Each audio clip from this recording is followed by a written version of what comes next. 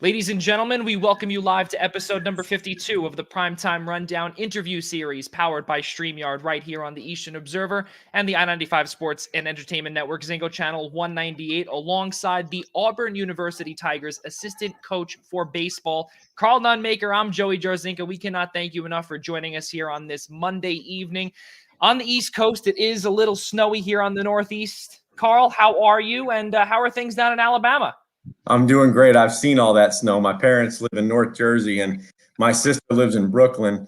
And all my aunts and uncles, we've been getting videos of all the snow today. So today's one of those, not one, but maybe two snow plows. You might need to go out a few times today to get everything clean. Oh yeah, there's no doubt about it. The amount of snow that's coming down here, this is something that it's been quite a while since we've seen this up here. But Karl, can't thank you enough for joining us here, and for all of those that are making it a part of your Monday evening. We can't thank you enough for joining us as well. If you are tuning in for the first time here on the Primetime Rundown interview series, Karl is episode number 52 and guest number 52, and he is a part of a very long list of spectacular guests. That includes Chicago Cubs hitting coach Anthony Iapoce, University of Rhode Island softball head coach Bridget Hurlman, as well as Stanley Cup champion Brett Hedican as well. So, Karl, just by hearing those names, welcome aboard, and let's get things started. How have things been in quarantine for you? Well, we're finally starting to get out a little bit, and so we're excited about that. I feel like down here, a lot of the kids were playing sports this summer, but the college people weren't. And we were trying to get football going, and when the season got shut down in March, life was pretty quiet down here for a long time. But we got things up and running.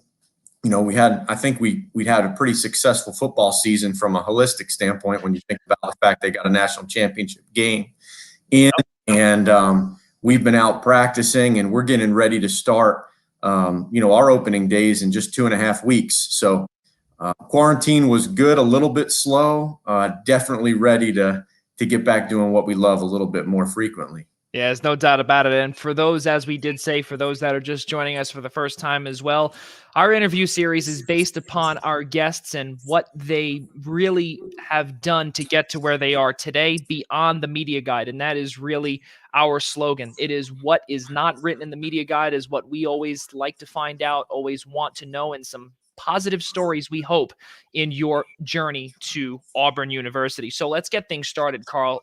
We have had 52 consecutive guests, including yourself, that have all had ties to the East Coast. And obviously, you're not too far. You're obviously in the Southeast, but you're also from Roxbury, New Jersey. So you're you're not too far away from where I am on Long Island. But your life started Roxbury High School. You played baseball in high school, and actually, I know that a friend of yours is watching, and he asked me to tell you that there was a left fielder that you played with that played really well in the time that you broke numerous records. What was his name? I don't know his name exactly.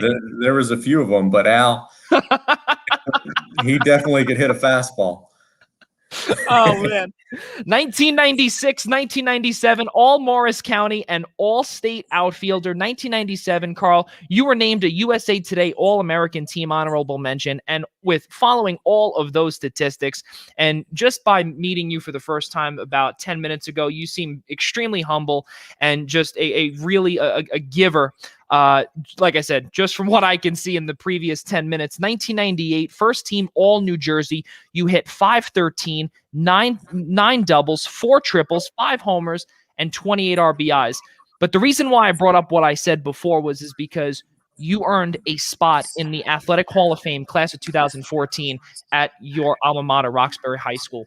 Talk about your time as a student there, but also as a varsity baseball player in high school.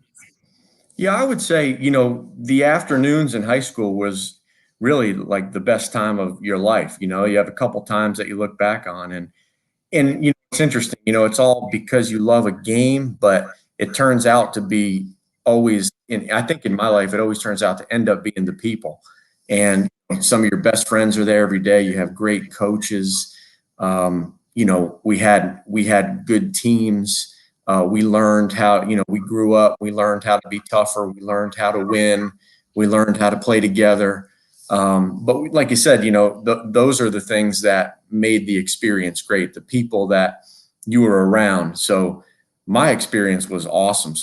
Just some of my best friends, and I'm thankful to have, grown up with some coaches that really challenged us and pushed us and showed us, how to win and how to come together and how to sacrifice for things that we want. And that's when I think about our high school experience. That's kind of what I think of, is a bunch of pretty normal guys that were well coached, that like to compete.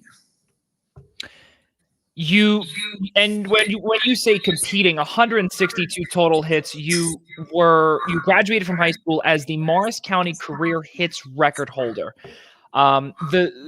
The records and the accolades for you at such a young age continued to grow and grow.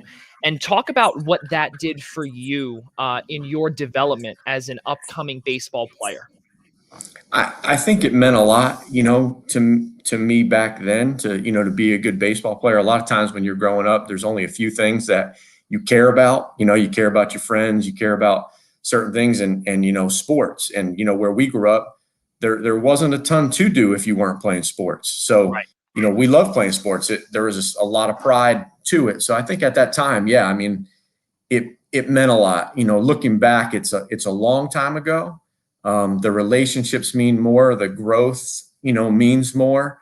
But at the time, I think the most enjoyable part of athletics is trying to be really good at something as a team, or as an individual. And when I think about the joy that we had, it was more about the competing. It was trying to be really good at something, taking pride in doing your best. And so when good things happen, it was reinforcement at a young age that good things can happen if you do things, the right way and work hard and have good people around you. Now, when you were recruited out of high school, and you obviously went to Vanderbilt University, Nashville, no doubt about it, freshman, All-American, 1999, and I hate to keep bringing up the years, but just your, as you continue to progress in your life as, towards the MLB draft, and then eventually now as a coach, but when you started off, it's so hot. 415 average as a freshman is the 15th best single season average in SEC history. So, as I brought up earlier, you brought up how the relationships and everything. And again, we said this earlier. You seem like a giver. You seem like a very humble guy. And just by continuing this to keep on moving forward and just powering through at the collegiate level now, ninth best mark in SEC in the last 20 years, as well as by having a 415 batting average as a freshman. Did you feel that you were just like at the top of the world at that time, or did you feel that you had so much more work to do because it was just beginning for you? Well, that's a good question. I mean, definitely, just anytime you grow up really wanting something and good things happen, I mean, there's not much of a better feeling than when things are going the way that you wanted them to go. So I felt all I ever wanted to do was just keep playing baseball. And I think, with anything, like something that you're doing, something that different listeners do, in order to keep doing something, you have to have success at it when you're doing it. And so for me, it was always a little bit like, I want to keep doing this. I want to keep playing. In order to keep playing, I have to do well today. And so a lot of the focus was pretty much in the microscope on just, trying to have good days. But, when something that means a lot to you, I felt like I needed to always play well to be able to help my team and to be able to keep playing ball. So the focus was really that simple. And I think maybe I benefited from, not looking too far down the road and just trying to be good at that moment.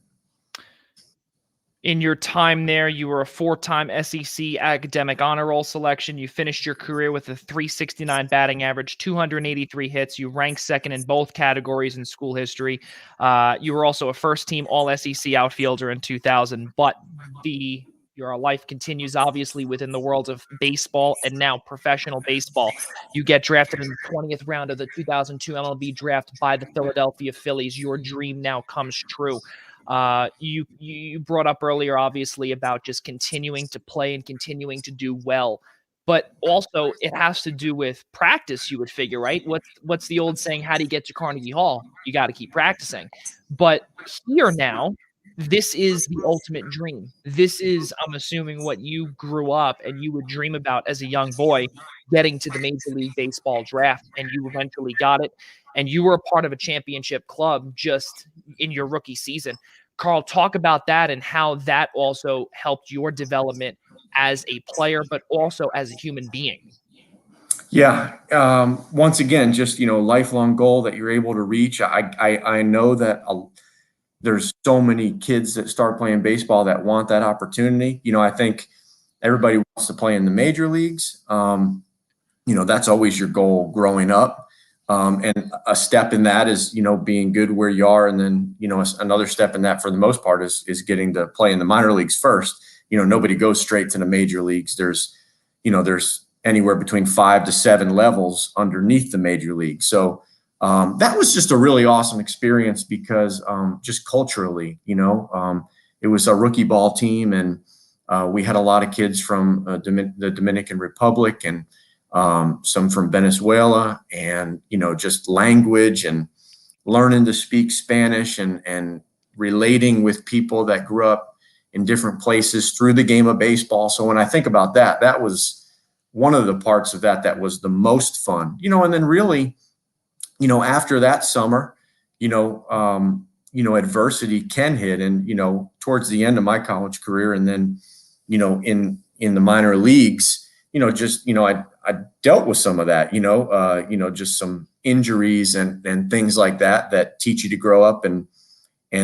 fight through them. So I think that's what makes some of the times when things go well more special, because it takes a lot of good things to happen for everything to go well. You got to stay healthy. You got to be lucky. You got to have good teammates and all those things. So that summer of 2002, we had a great manager in Ruben Amaro Sr.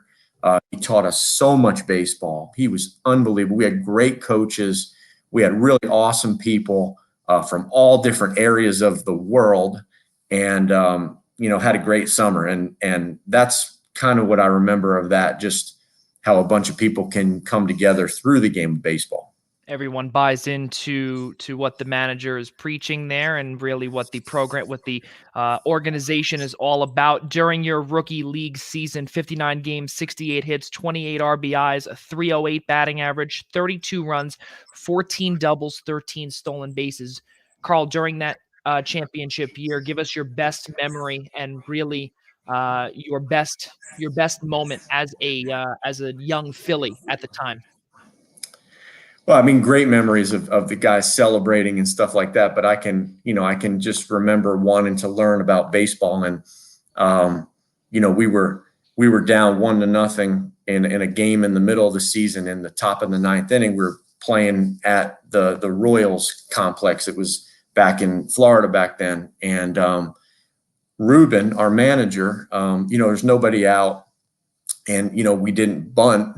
And, I was just curious on how he was going to manage, because pretty much whatever he did, I thought was right. Like whatever he did, it was like, this guy knows what he's doing. So it's usually what you think at a young age, right? Yeah. He had earned it. He'd played in the major leagues. He'd coached in the major leagues. Like, he just was awesome. And I remember our shortstop, hit a 2-run home run. I don't know if it was with nobody out, but we didn't bunt, or we hit a home run, and we ended up, winning the game 2-1. It was a rookie ball game with nobody there. But on the bus, I asked him, hey, just curious, like, not second guessing, like, really, why didn't you think about bunting right there? And he said, we didn't have any more pitching.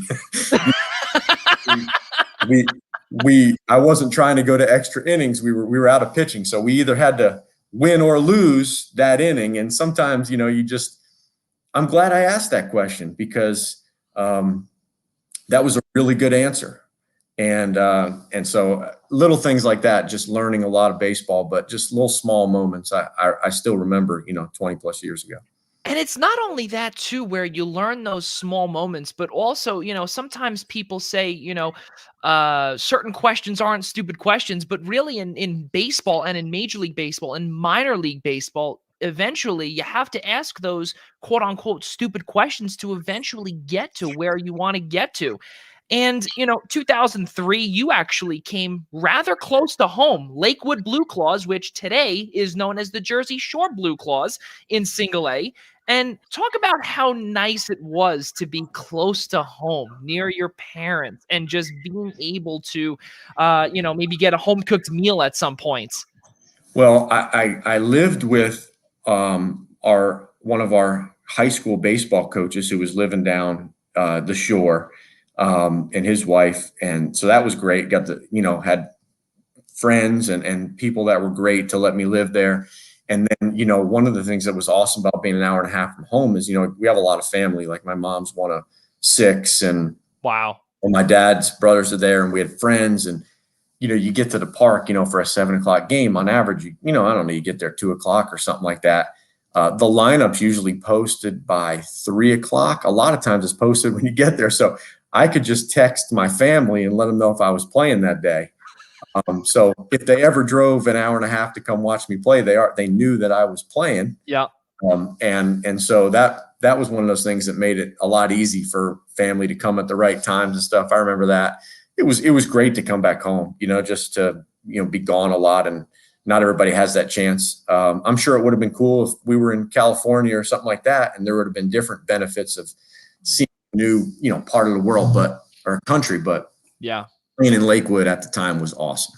And then you were also eventually split time with the Reading Phillies as well in Double-A ball, which that's really not that far either. So you, for much of the 2003 season, you were pretty close to home, and you were able to have your family, if you were playing, obviously, Yeah. you would probably be able to text them and say, all right, well, I'm playing here. And how far was Reading from where your family was? What, 2 hours, give or take? 2 hours. And it was really the same thing, right? Because, lineups posted by 3 o'clock, people knew whether to get in the car or not. And, so it was a great situation, and there were great people, great coaches, great guys. They were great ballparks to play in. You really couldn't have asked for a better setup. Some of those things, to be in familiar territory and good ballparks with good fan bases and things like that. When you got the phone call that you were chosen by the Philadelphia Phillies in the 20th round of the 2002 MLB draft, talk about what that felt like for you, and also your family as well. Just hearing your name being selected by not only the Philadelphia Phillies, a storied organization, but another organization that is so close to where you grew up. Yeah. I was out, I was actually watching a high school game that my high school coach was in, just kind of out and about. They called your home phone back then, so Call the landline. That's the way to do it. It's like a watch pot never boils. I'll be honest, like I had probably forgotten that was going on. And I usually, sometimes the best blessings are ones that you're not sitting and just waiting for. But yeah, just like everything, everybody has their own stories of things that they've really wanted to do and opportunities that they've gotten. And if you're in anything you do, if you're kind of all bought into it and the ball bounces the right way and you get some good news, or you get a kind of a milestone, those are times to celebrate, right? There's, and so it was anytime you reach something you've been wanting your whole life, that's the first goal you have when you start, playing catch, that it's a great day. And it's just, also, like I said in the beginning, it's like, okay, I get to go keep doing this. Because a piece of you that's like, what do I do if I don't get to keep doing this? A lot of people that love what they do are faced with, all right, what am I going to do if I don't do this? So there's a little bit of like relief of like, all right, all right, I get to I get to keep doing what I know. And I'm sure you go through that all the time, and with milestones and what you're doing, you're trying to find ways to keep doing what you love. And so it's not just that moment. It's like, okay, I get to go do this for a while longer, and I don't have to change, what I'm doing.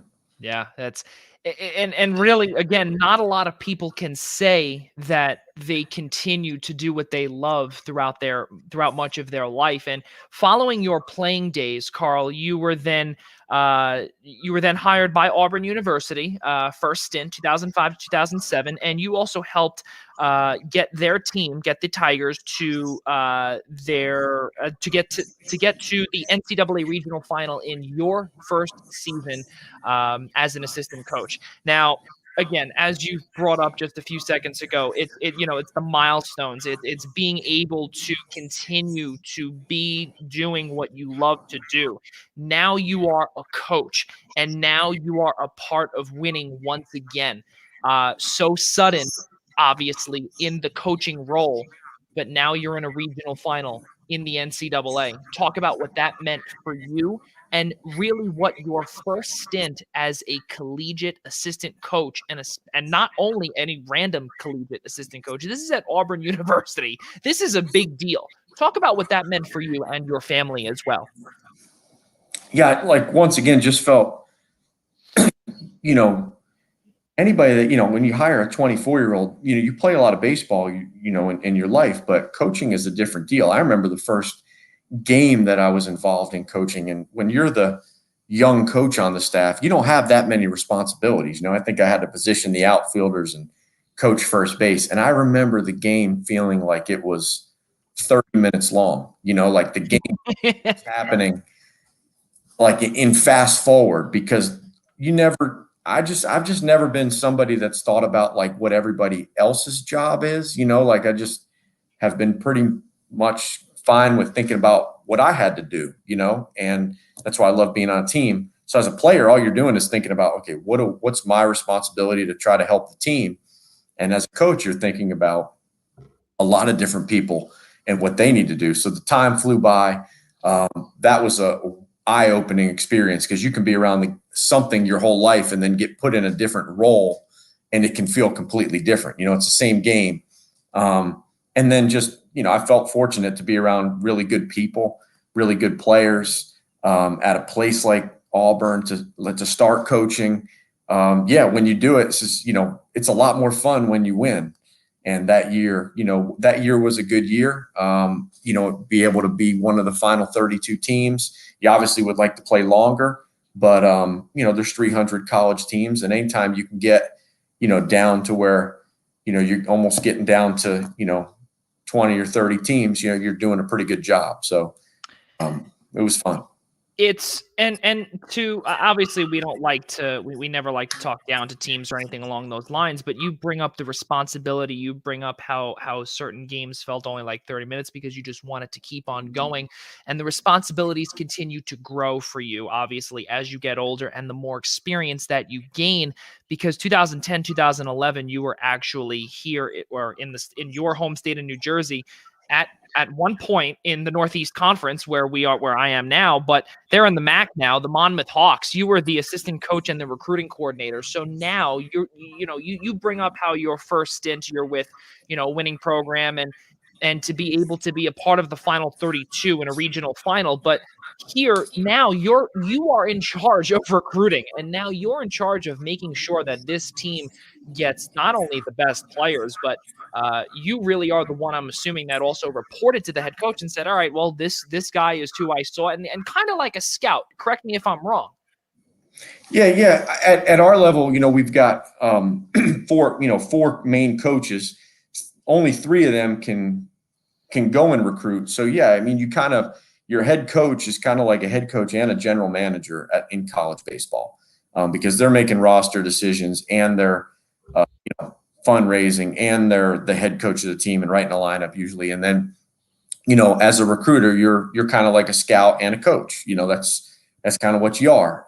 So it's cool because you get to pick the guys that you coach. I mean, baseball kind of took me all over the place. It kind of took me all over in the minor leagues and then back down here. And then, I went back and coached high school for a couple of years and worked in the business world of baseball for a couple of years, and then ended up at Monmouth, which was a pretty cool, just from a standpoint of growing up in the state of New Jersey, getting to having a lot of coaches that were friends to be able to recruit and stuff like that. And I think just spending time at, different schools and different leagues and different levels it helps, and getting different responsibilities, because I was able to get more responsibilities at Monmouth, and even coaching high school. And coaching is just coaching, it's the same game. But you need experience, and I'm thankful for the places that gave me experience. Yeah, I was going to say, and also the opportunity to be able to grow that resume as well. 2011, you guys earned the NEC regular season title, winning every league series. That's crazy. Winning every single conference league series, which is really remarkable, NEC or not. You coached the NEC Player of the Year on Louisville Slugger, TPX third-team All-American second baseman Ryan Terry, who was then drafted by the Tampa Bay Rays at the time. To be able to do that again at such a young age, you're now starting to have fellow MLB draft picks that you have helped get to play for your program. Was Ryan Terry a part of was he a part of any of your recruiting classes? No, I got there. I was probably only there for, it might have been less than 24 months. So really the recruiting classes that I brought in, I might not have been able to coach one or two of those. You start getting commitments, and Ryan was an upperclassman. Great player, tough kid. That whole team had some older, experienced, savvy, tough kids. And just like anything, when teams are winning at any level relative to the competition, the players are playing well, right? Yep. And it's always about how the players play, because, when they start the game, coaches don't play. It's the players that play. So we had good players. We had the pitcher of the year on that team in the conference, Nick Myers, who won just about every time he took the ball. And I think that was a learning lesson. Is like, when teams win, you're gonna have the pitcher of the year. You might have the player of the year, because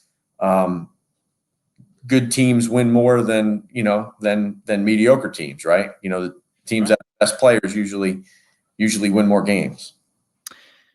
And to be able to then continue your journey throughout the world of baseball and continuing in the world of college, if you will, Old Dominion University was then your next stop.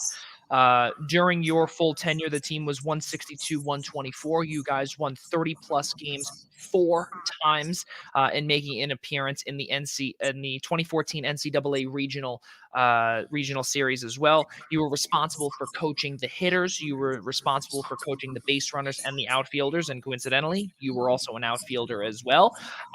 Pretty cool stuff as well, too. You guys finished in Conference USA 2014. First in the aforementioned conference, and advanced to its first NCAA regional in nearly 14 seasons. So again, to be on this team and to be coaching a lot of these players, in your, just to be able to continue on winning and winning and winning.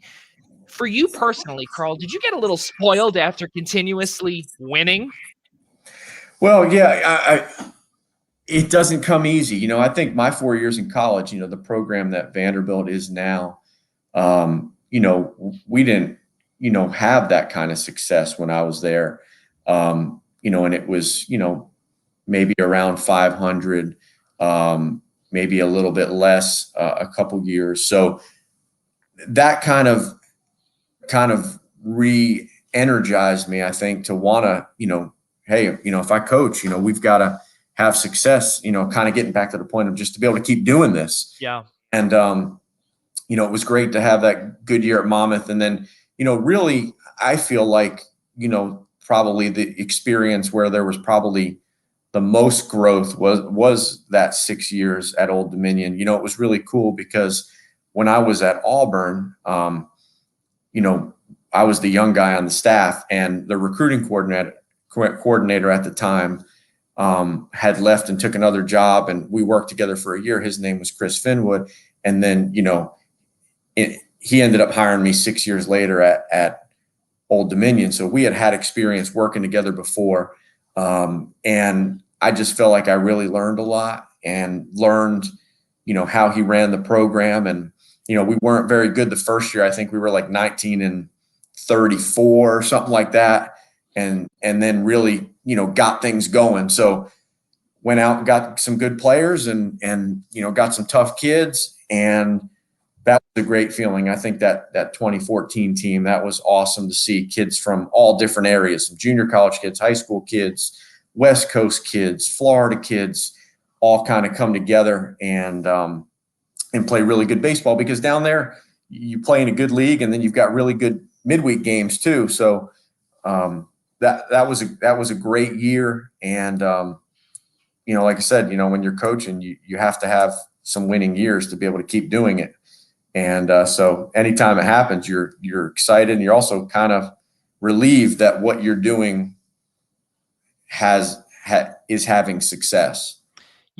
You continue to have success, obviously, at Old Dominion, because in your final season, as you brought up, you guys had, you know, obviously a below 500 record, but in your final season there, 2017, 37-21, 19-11 in conference play, your best conference win total in the program's 4 years within Conference USA. And then it also made it into the national polls for the first time in 10 years. So what was the reaction of the team then when you saw that not only you were a part of it, but also you were able to see probably the smiles on all the players' faces when they saw that their team was on a national poll for the first time in 10 years and they were able to say, we did it? Yeah, there was a lot of pride in that program. You know, just those kids had been there a while. They had been on those kids in 2017 had been on the 2014 team. A lot of as freshmen, a lot of those main guys, and had great leaders when they were freshmen, and they really were good. You know, I think that team might have been a little better than the 2014 team, but you know, when it comes to getting an at-large bid to a regional, they use the RPI, you know, kind of like the ranking system that, you know, is imperfect, but it's a good measure to do things. And, you know, we had I think a tough loss in the middle of the week late in the year that kind of knocked our RPI down, where, you know, in 2014, we had a big win in the middle of the week that might have knocked it up, but it was a really good team. It was kind of that team experienced some heartbreak because it was a really good team that was, you know, maybe in the first 4 out of the NCAA tournament. And might have been the best team that we had there in 6 years. So it was a great season that kind of, you know, ended hard for some of those guys, but you know, there was a lot to be proud of, you know, playing that schedule and having a really good year and winning, you know, almost 2/3 of your game in Conference USA, which is a really good league with a lot of good baseball schools. You were bringing up earlier, you had brought up earlier how before you were at Monmouth, before you were at Old Dominion, and obviously now your second stint at Auburn, there were times when you had coached high school. There were times when you worked in the business side of things. If I'm not mistaken, you worked for Louisville Slugger for a little bit? Yeah, I did. Yeah, I was doing like endorsement contracts and stuff. So I would go to Yankee Stadium and Shea Stadium or Citi Field. It was kind of right when the new ones were being built.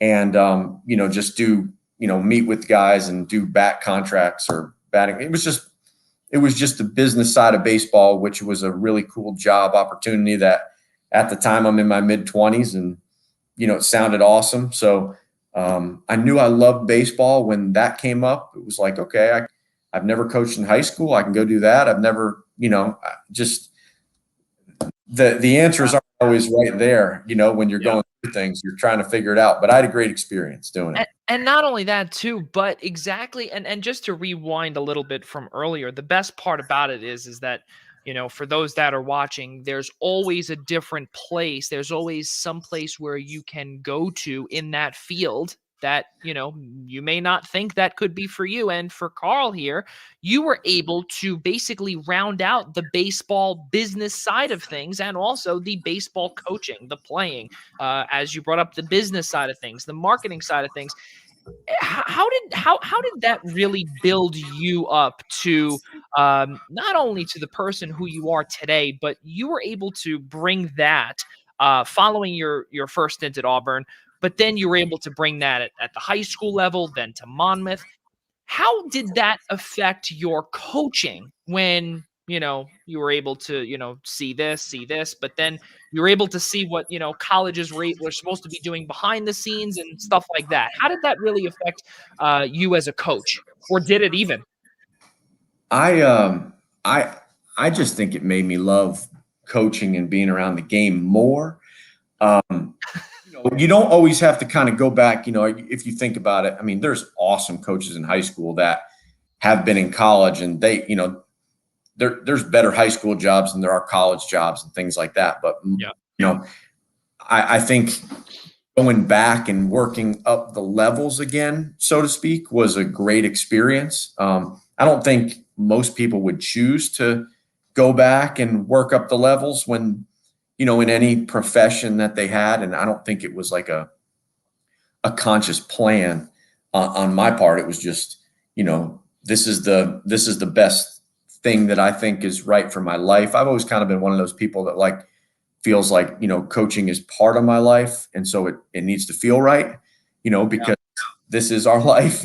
And so just some pretty neat things that came up that seemed to be pretty good opportunities. I think coaching high school and then kind of working back up the levels was a great experience to learn how to do things, to not become entitled, to just learn, just how to work at every level.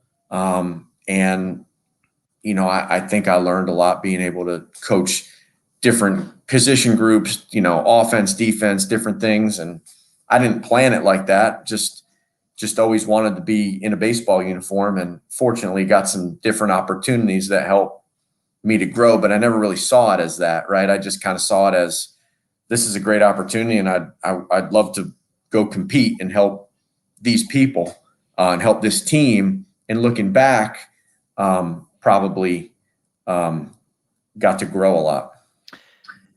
You were then able to put the Auburn University Tiger uniform back on in 2017, and you rejoined the Auburn Tigers program in 2017, your second stint. And I want to read this quote from your head coach back in 2017 when you first joined. This quote was directly taken from WSFA NBC 12 in Montgomery, Alabama. Quote, "I am extremely grateful to Auburn University for giving me this opportunity and to Coach Thompson." This is actually you saying it. Sorry, this is you saying it. And to Coach Thompson, Butch Thompson, for believing in me. It is kind of surreal that I get to come back to Auburn, the place where I got my first coaching job at such an exciting time. I understand the expectation at Auburn and can assure the players, coaches, and Auburn family that they will get my very best. So to elaborate on that quote from nearly 3.5, 4 years ago, Karl, you're roughly 4 years in now to this stint here, and that's your second stint, rather. So at the time when you're heading back to where it all started, everything has now come full circle. What was your thought process saying that I'm going to move back to Alabama? Yeah, well, it was easy. I think the coolest thing about starting at Auburn, and you don't always see all the things that are happening when they happen, but I had a good experience. But that first recruiting coordinator, Chris Finwood, that hired me at Old Dominion, he left after a 2005 season to take a head coaching job, and Butch Thompson, the head coach at Auburn right now, replaced him to be the recruiting coordinator. So it was kind of like, I'd gotten to work at Auburn with Coach Thompson in 2006 and 2007. We had developed a relationship, a lot of trust. Just knew that he was a great baseball guy, great person. And so we had kept in touch a lot throughout the years. And so just being able to come back to where I started, I think it's always a benefit to kind of know what you're getting into. I think just having been here, knowing where, Auburn had traditionally gotten players, where the best players had been from, just kind of had that 3-year head start of having some history on the program. And then when I left, it was 10 years from the time that I left until I came back. So always paid attention to how Auburn was doing ever since I had been there. I mean, heck, this is my 7th year now in working at Auburn over 2 stints.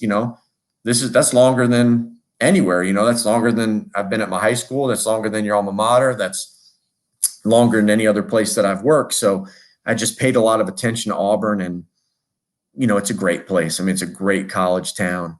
It's a university. It's just it was a special place to be able to come back to, and it was awesome. Just to be able to come back to a place that you knew a little. I think it's a little bit of an advantage to know a little bit about the place that you're coming back to, because you know the strengths and things to focus on. Now, when you came back there, now you are the number 2 in charge. You are the assistant coach right under Butch Thompson, who is the head coach. You are also the recruiting coordinator as well, or no? Yeah. I would say, you have, a head coach and 3 assistant coaches. And I would say it's pretty, flat from an organizational chart standpoint. You've got your head coach and you've got, 3 assistant coaches that are right there, pretty much on equal ground, all working together. And really, with the way our head coach is, you don't even feel like you're working for them. You feel like you're working with them. But everybody has different focuses. I'm responsible for most of the recruiting and focus a lot of my time here on the defensive side of the ball. And then Gabe Gross, who, had played here and was a major leaguer and things like that. He's the assistant coach in charge of all the offense. And then Tim Hudson, who, is a household name all over the place. He's in charge of the pitching. So just like anything, the responsibilities are divided up. We obviously all work together and help each other, but that's kind of how the staff is set up. To follow up on the name that you just brought up for all of those that are watching and kind of had to rewind and say, the Tim Hudson from the Atlanta Braves? Yes, that one. Well, how cool is it for you, Karl Nonemaker, to be working with one of the best pitchers that I can think of in really recent memory? Unfortunately, the way Tim Hudson's career ended was, it was believed due to an injury, and just, he retired, and towards the end it wasn't great. But to be now able to work with such an amazing human being, we would assume, how does that feel for you, not only as a coach, but also to be able to work with a major league player who had a lot of success? Yeah, he is. I mean, you want to talk about somebody who's humble. That guy has every reason to think he's, better or anything like that than anybody because of all the success that he had. But he's about as humble and as great of a guy as you can possibly have. It was, we just finished the 2020 World Series. I mean, he started Game 7 in the 2014 World Series. I mean, 6.5 years ago. So, I mean, he's just out of playing, really, Yeah. And I think it's been about 5 years. I think he retired after the 2015 season. But man, just this, I mean, you being at a place like this there's great people. You get to work with guys like the guys that are on our staff. Then we have a Zoom call, and Bo Jackson does a team Zoom call with the team, and you're just like, I remember watching him, at Yankee Stadium, watching him play when he was with the Royals. And so it's definitely special to just be around those people, those high performers, and then just see that they're just great guys. Huddy's a great guy, and then to learn, right? Because anytime you get to be around some of the people that are the best at what they did, it's so interesting to find the little things that made them special or made them tick. And he obviously has a lot of those things, and I think he imparts them on our players. And to be able to learn from the experiences that he had in World Series winning locker room, or in a clubhouse, anywhere, but then also, and let's not forget, for those that are watching too, correct me if I'm wrong here, Karl, but also Tim Hudson was one of the oldest pitchers, if I'm not mistaken, to make a start in 2014. I think he was 39 at the time, so I think that was he was one of the oldest pitchers, I want to say. I don't have it up next to me, but for those that are out there, comment and see if I'm losing it, but I'm almost positive that is the case. So pretty cool stuff to be able to have, these names that, and as you brought up, like Bo Jackson, to be able to come up on these Zoom calls. Do you get starstruck sometimes when you see these guys and you hear these names? Oh yeah, Bo's coming on, or Tim's coming. I think I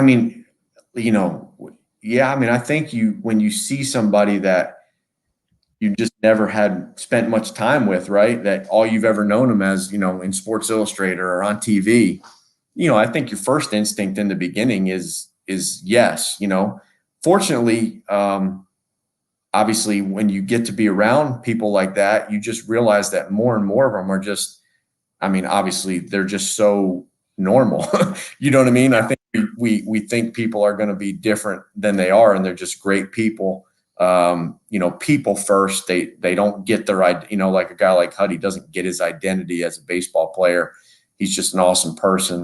So I think it's really cool to see how just there's so many awesome qualities that high performers have. Like, most of them aren't bad people with bad work ethics and things like that. They've done a lot of things for a really long time to be successful at what they did. And so most of them are pretty magnetic, and, you can see like, oh yeah, you be around Tim Hudson for about an hour and you're like, man, this guy, he pays attention to detail. He locks in, he loves, it's just like, you see these qualities. And I think it's cool as a coach because you're trying to help kids with qualities. So I always relate a lot of the stuff to coaching. It's like, all right, when you get a peek at what some of the highest performers act like and who they are, it helps you to kind of create a roadmap for the kids that you're coaching on. This is something that can be done, and it's really not that complicated. For you as a coach, and to have Tim in the locker and in the same clubhouse as you, for you personally as a coach and your development and your evolution in your coaching career, what has he taught you, or what is the most important thing that he has taught you, both on a personal level or on a coaching professional level? Well, I would say the first thing would be when you see somebody like that, like he's incredibly balanced. Doesn't just get his identity through baseball, is a great family, really humble person. It's not just all about baseball. Baseball's what he loves to do. I think that's always cool to see people that were super high performers, and it's like to see the balance that he has in his life, like those are good qualities, right? Like that sets you up for longevity when, yep. 17 years is a long time. You've got to make a lot of good decisions, right? Like you've got to act like an adult for a really long time to be able to do that. And then I just think to see, how he figures things out. He's made the comment of like, you kind of had to reinvent yourself every couple years, just what I've learned from him is, he said, when you're young, for him as a pitcher, I'm young and this is how I'm doing things. And then I get 3-4 years older and, my stuff changes a little bit, or, hitters kind of pick up on things and I got to learn a new pitch. And then all of a sudden you're 30 and you can't pitch like you're 22 anymore. You might not be able to lift like you're 22 anymore. And then you're 35 and your stuff's not what it was. And, you think about the resourcefulness for people that have success for such a long period of time. They just don't say, oh, things aren't working for me. What's wrong? It's like, no, they keep adjusting, right? They change while they're on top. They make adjustments and realize that their body's changing or their stuff's changing. And, I've heard a few different people, like say that kind of thing, that you got to kind of change while you're on top and make adjustments and kind of create a new identity at times, and rediscover yourself a little bit throughout a career. Yeah, it's crazy. And for those that do not know, I actually just had it up here, or I just looked it up here, and it was where he did win his first World Series at the age of 39 and was the oldest to make his debut at age 39. So back to Karl Nonemaker, obviously. But Karl, this is something that I wanted to follow up on a few seconds ago before we got to Auburn. But because you have been a recruiting coordinator for many years, and you've been a recruiting coordinator at many different levels, to be able to recruit at Monmouth, at Old Dominion, but also now at Auburn, as a recruiter, how difficult is it when you look for that level of player, that that could fit your program and can say, well, how can you spot how good these players could be, the potential that these players have? And how is it where some people say, okay, well, maybe this guy could be good at a lower level, etc.? I think it helped maybe wearing some of those other uniforms in different leagues and things like that to kind of say, all right, would I have wanted this guy at Monmouth? Would we have wanted this guy at Old Dominion, or the teams that we played against? Just kind of experience helps you kind of try to see what the teams you played on or worked for, and then teams that you played against, what the levels felt like. I think that's something that probably help maybe organize your thoughts. The truth is most people in coaching kind of work their way up a little bit, so Yeah. a lot of people come from, you have different challenges, right? Like right here, our biggest challenge is, we have this unbelievable place to sell, great coaches, great people, great town, a top 40 university. But, our biggest challenge is, one, we recruit against some good places too. And then the other thing is, if you are right, and that player that you see, you recruit him when he's 15 or 16 years old, if he turns into what you thought he was going to be, the Yankees and the Mets might like him too. And so you fight the draft game. So that's the thing about, like the SEC and some, this level, where you get some recruits, and then in July when the draft comes, you're sweating it out because the pros want those guys too. And so that adds a little bit of a different wrinkle here. Each level has its challenges, and that's what I would say is one of them here, because we want to get guys that the pros want. We just might not want the ones that they want so bad, because we want them to come to school for 3 years first. The Eastern Observer is actually partnered with the New York Professional Scouts Association up here, and I'll make sure to let all of our scouts friends know to leave all of Auburn University's potential players alone, because Karl wants to coach them, and they need an education for 3 years. Okay, all right. For all of those that are watching, please, you now know, shy away, go to another state. But all joking aside here, now just a few years later, and COVID strikes. And for all of those that work in the NCAA that know about the dead recruiting period, it has got to be the hardest thing for you, Karl, as a recruiting coordinator, also to go through all of these different obstacles and these obstructions to be able to get top-fledged players without a single official visit to the campus. And with everything going on here, the recruiting period and the dead period just continues to extend and extend and extend. And I don't know when we're going to see an end in sight with all of this. And then, is there some, let's say, fright in terms of when you recruit and you say to yourself, well, yeah, okay, it's Auburn University, then the name speaks for itself. But if these players have never been to campus until, I don't know, day one of class, is there a little bit of a fright in your mind that might say, well, this kid may not like it on day one and he may back out of something? No, I think, people are really resourceful, and human beings can adjust. And as much as this has been challenging, and there's been a lot of things that we've had to adjust. And I think it's one of those things where most of the people I've been around, players, the other coaches, they haven't spent too much time focusing on what's changing. They've just moved forward, and right now things happen a little bit differently than they did just a year ago. And so there's a lot more stuff they can find online. We found out things like this. I mean, who knew what Zoom was?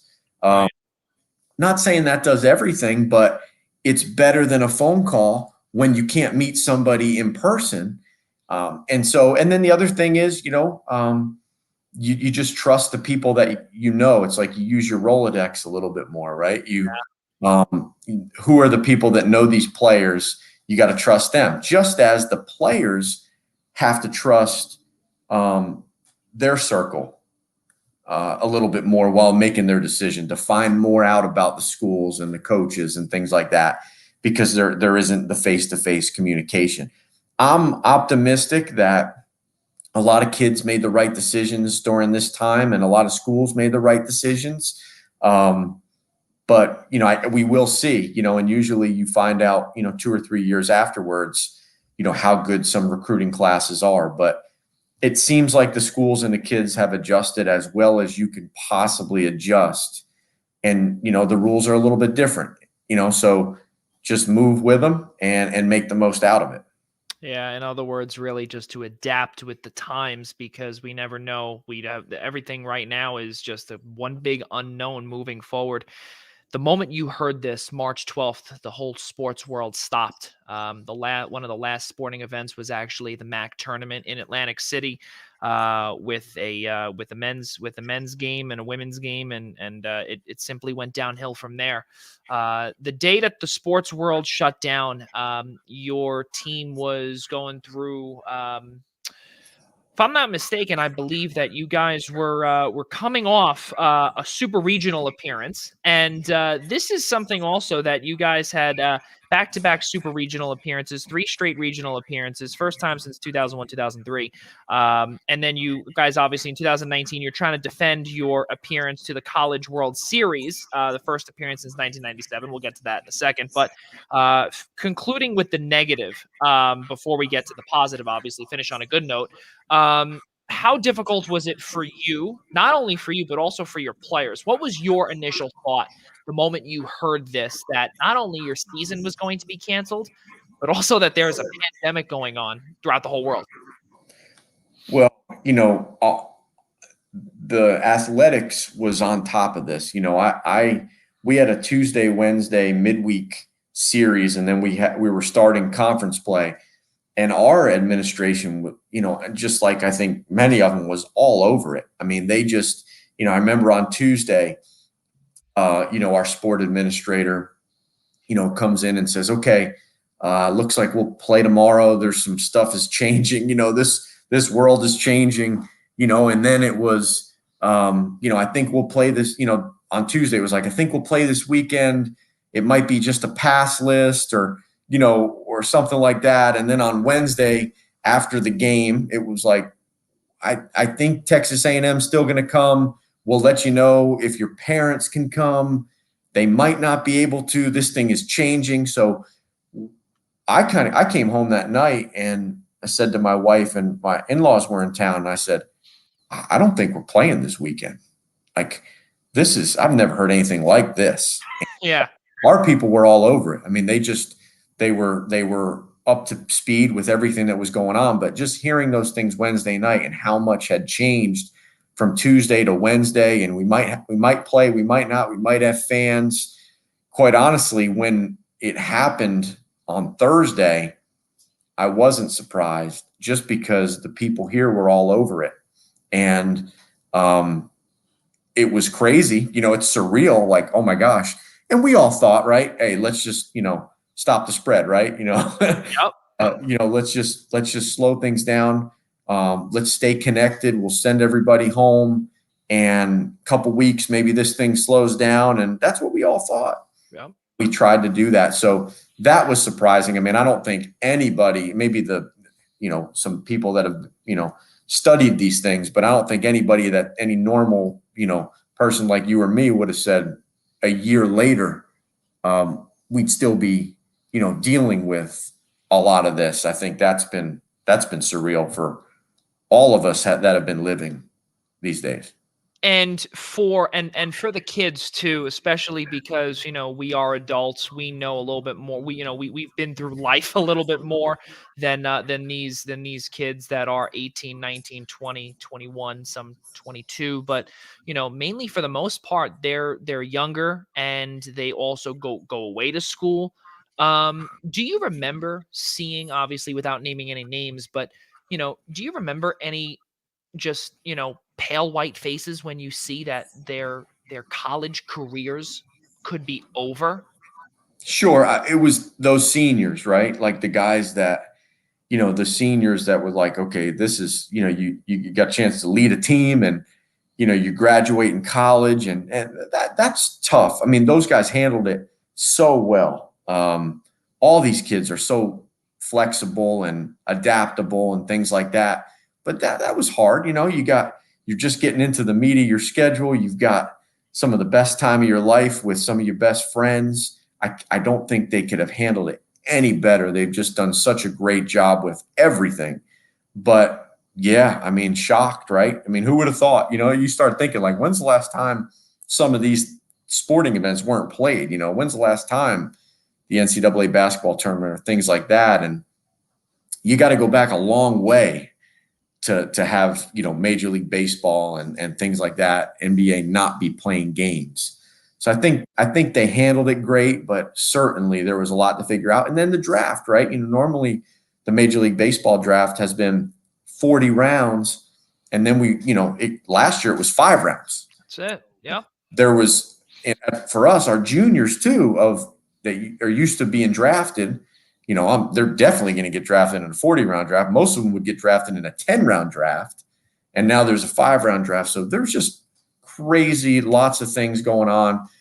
I just don't think these kids could have handled it any better, but it obviously wasn't it wasn't their choice, right? I mean, this is what they do. They want to play. Not only do they want to play, but also obviously when you see, you're in the midst of a, you guys did not play, if I'm not mistaken, just by looking at your schedule right here. You guys were slated to go on the road to Missouri the following Friday, and that's really crazy. Every single game you guys were supposed to be welcoming Texas A&M for that 3-game homestand there, or 3 games set, if you will, excuse me, and then also obviously finishing that against Alabama State that Tuesday midweek matchup.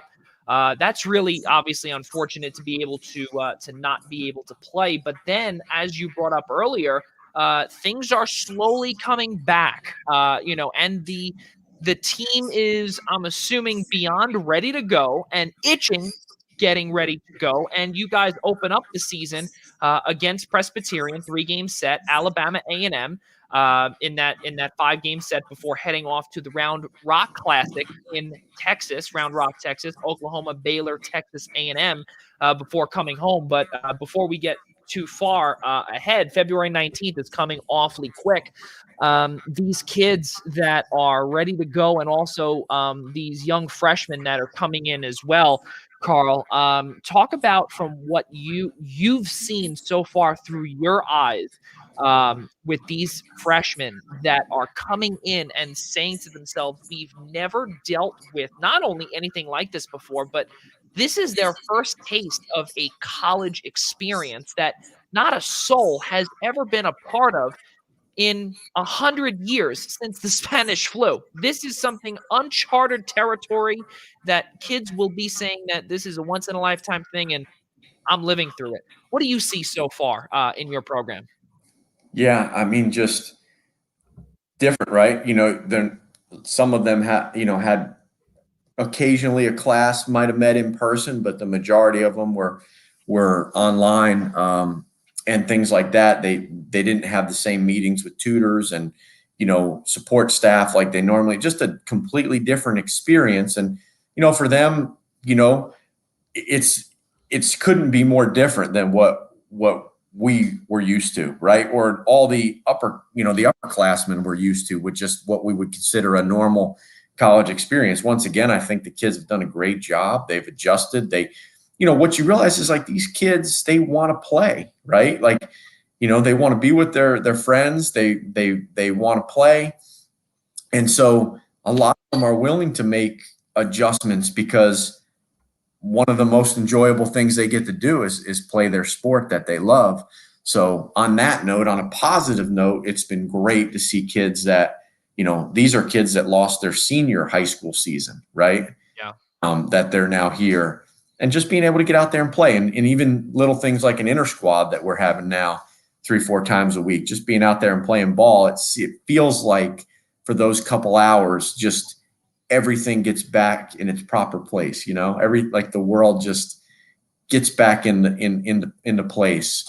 And, obviously there's some little things we've got to do different, but the game's still the game. The kids still have a ton of fun playing. And so I'm so excited that, we have a full season scheduled, and, we know there might be some challenges or things like that we have to deal with, but we're super thankful to, who would have thought we'd still be dealing with all that we're dealing with, and to have these kids be able to look forward to a season in less than 3 weeks is something that I think everybody's going to be, fired up for.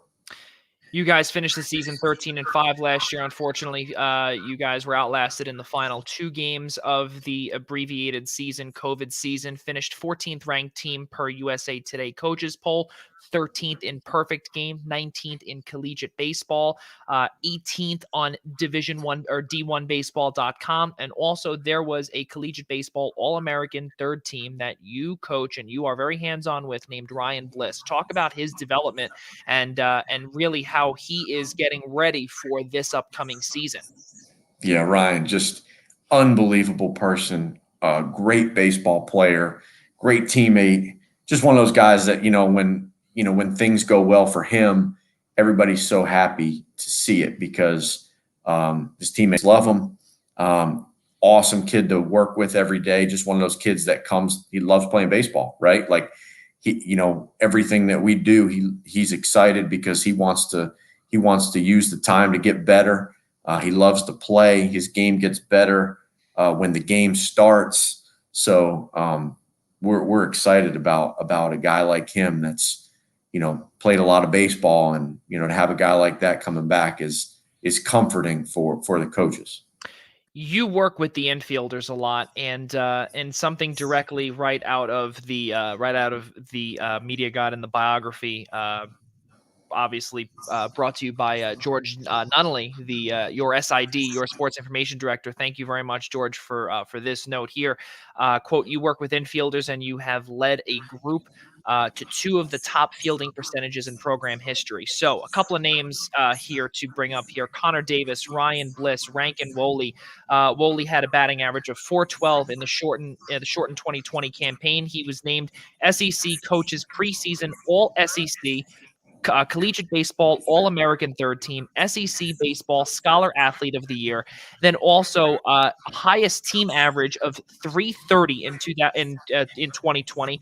Also, let's not forget the team itself here, third in on-base percentage in the SEC, .421, third in RBIs in the SEC, 148, fourth in runs scored in the SEC, 158. And on top of it, too, your team led the SEC in doubles and triples with 51 and 5, respectively. So those 3 guys also, this is something else that we forgot to mention, too, but the NCAA actually issued an extra year of eligibility last year for this upcoming year. So Connor Davis, Ryan Bliss, Rankin Woley, these guys, are all of them ready to go this year? And how primed are you to be coaching these guys once again? Well, yeah, like I said, last year, that was a lot for guys to deal with. Some of those older guys, am I going to sign a professional contract? Right. I don't get drafted free agent. If I graduated, there was the grad transfer thing. So Connor Davis had a scenario where he went to grad school at Arizona State. Some of that stuff, good things happen. I mean, come get your degree and you get another opportunity in life. and things like that. Bliss is back. Woley's back. A lot of guys in the infield are back, and on the team for that matter. There's a lot of players that are back at a lot of places in college baseball. So we think just the talent level around the country will be better than it's been, just because some teams have more coming back. We feel like we added some really talented guys. So there's a lot to be excited about. It's one of those things that I think everybody likes their team, but we certainly like the returners that we have and some of the really talented kids that came in. It's exciting. It was exciting to see what's going to happen. Something, an accolade for you that just a couple of seasons ago, you were selected by Baseball America as an assistant coach who most likely will become successful in a head coaching role. Now, I don't like to use those words. And when I heard that and when I read that, I was like, that's, who most likely will become successful? No. Who will become successful, as a head coach down the line for you. But to be able to be named an assistant that will most likely become successful as a head coach in college baseball. Karl, there are many, as you brought up earlier, there's usually 3 assistants, right? And then that's how many Division I teams? You figure obviously not every team has baseball, but 353, and let's say subtract, I don't know, maybe 75 schools, you would figure, right? That does not have that doesn't have baseball. I know St. Francis obviously does not where I am. But again, that's a fair number here. That's like 600 coaches, and you were one of those coaches to be selected for this really, really prestigious title, whatever the case may be. And again, you seem like a really humble guy, and I know you probably don't really want to go into this, but what did that mean to you just to see that you've come so far, all the way from the 20th round of the 2002 draft, and now you are going to, at some point, run your own program? Well, I think, when you're a baseball person, you're always probably thinking about the next day a little bit more. It kind of teaches you that. It's always great to be noticed maybe for work that you do. And that's kind of what I took it as, like, anytime somebody, somebody gives you credit or anything like that, you don't do it for credit, but if you're noticed, you appreciate it. But fortunately for me, it just kind of excites me to get back to doing what we love to do. It's like you just want to keep doing good work, right? For the place you're at, for the guys that you're with. It's a great feeling to be noticed for the hard work that you do, but you don't do it for that. So it kind of gets you just back, you do it because you want to, compete and be involved with good teams and good players and good coaches. So, that I'm just excited, that we get to go do it again, and thankful to be in a place where we get to do it against, some of the best places out there, and we get to compete against the best. So it's an exciting time. Hopefully we can get this thing going and get to play. That's your motto. I love it. Just continue to play and have fun. Really good stuff. And continuing to play over and over again, you'll eventually get to where you get to. As we brought up earlier, how do you get to Carnegie Hall? Practice. Keep on practicing. Keep on going. Karl, as we head into the bottom of the 9th of our conversation here, we can't thank you enough. We can't thank George Nunnally enough for allowing this to happen. SID, Assistant Director of Athletic Communications at Auburn University, for allowing this to happen as well here on this Monday evening, 9:16 Eastern Time. During these uncertain times and these rough times ahead, with things and people getting slowly, or the puzzle getting back together, how would you, or what advice would you give to any aspiring baseball player that, let's say, lives in an apartment that cannot get to the field, does not have the facilities, I guess would be the better term, to practice and to be able to do what they love to do, which is become a baseball player or even play recreationally? What would be your advice to that person? To somebody who is a player but can't play right now? Yeah, a little bit of that, or then even also, let's say, a young high school player who lost their senior season, but Yeah. also, let's say, for instance, does not have an acre of land to be able to throw the ball, or lives in a condo or an apartment or anything along those lines. What could they do to keep their spirits alive? I think there's always something you can do, right? Fortunately, we're allowed to be outside right now, and you can get outside. It's like, just adapt, right? Adapt and find a way to get out and do whatever you can with whatever you have. And I think people that do whatever they can with whatever they have, generally are ready, right? When they get that chance. So I know a lot of the kids that are out there have had to be a little bit more creative, right, than they've ever had to be to do the things they want. You've probably had to be more creative to do things you've wanted to do. But what you find is the people that it matters enough to, right, find ways. And so that's one of the cool parts about all this is you see that spirit help people, of people find ways to do the things that they love to do. 52 episodes we are in, and started all April 2nd, about, let's say, about 25 days after the pandemic began, because as Karl said, you have to adapt and you have to make the best of a terrible situation. Your biggest inspiration in life to be where you are today is whom, all of the above. Who do you give credit to in terms of inspiration?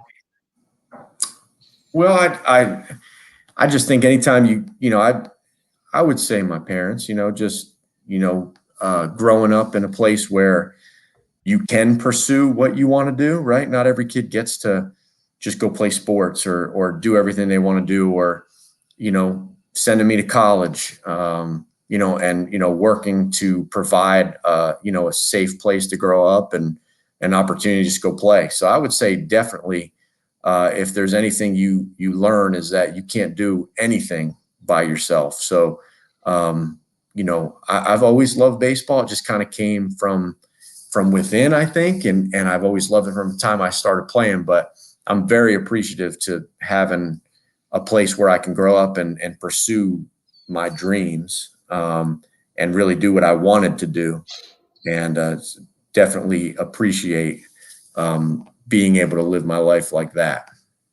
During this pandemic, final question, during this pandemic, any other housing projects, hobbies, or anything that you have taken up maybe with your family to be able to get your your mind through all of this, and to just make this whole stay at home process go faster?